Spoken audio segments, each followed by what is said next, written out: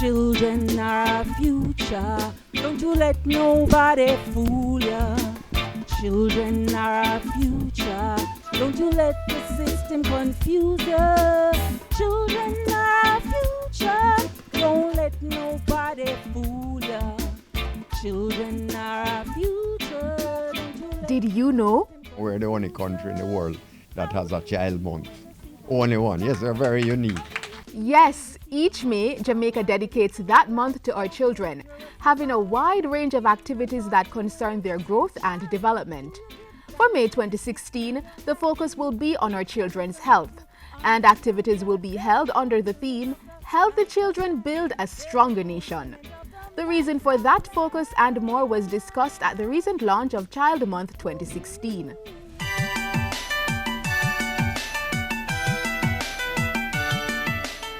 The theme was selected based on the rising increase in the degenerating and mental health diseases being found in our children today. Through this theme, we hope to reach each and every individual who interacts with and shares in the lives of our children, to help those individuals to understand that our children are the nation's most precious resource, but many of them are malnourished, abused, physically and emotionally challenged, and overall lack the picture of health. What do we mean by healthy children? And more importantly, how do we make this theme into a reality? This year, you will see a little difference because the Ministry of Education, Youth and Information is taking a holistic approach to Child Month. And in this regard, we will partner with a number of entities to ensure that conversation and action are garnered around 4 critical areas in relation to our children. That of education, health, protection, and of course, parenting.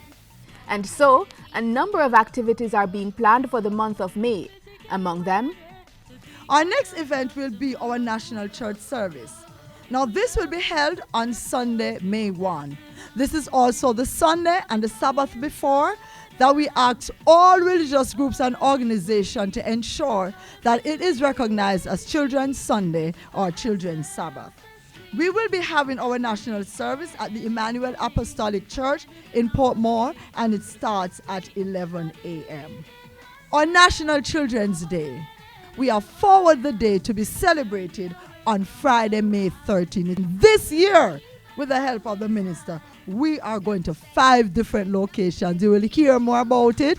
On the 25th, though not on our calendar, we will be having International Missing Children's Day. It is a day that we will choose not to forget all our children who went missing.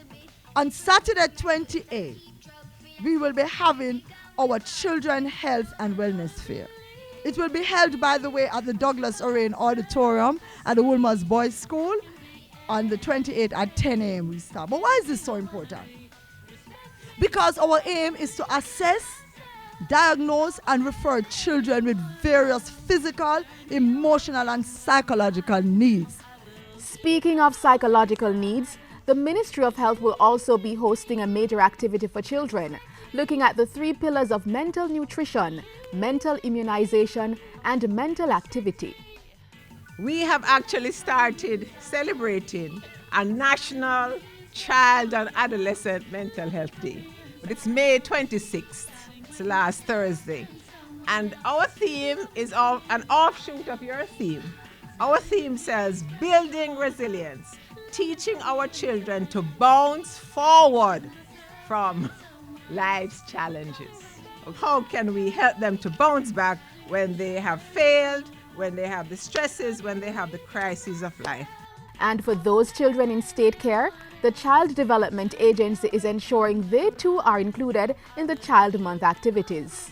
In keeping with the theme, the agency's focus this year will be on activities in our residential childcare facilities island-wide, aimed at placing emphasis on establishing and strengthening our backyard gardens in our facilities. This will allow our children in care to participate and learn. These vegetable gardens will provide nutrients for or food groups, as well as supplement or feeding programs in our homes.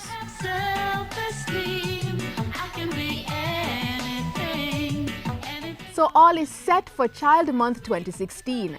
Now we just need everyone on board as we ensure the well-being of this valuable asset.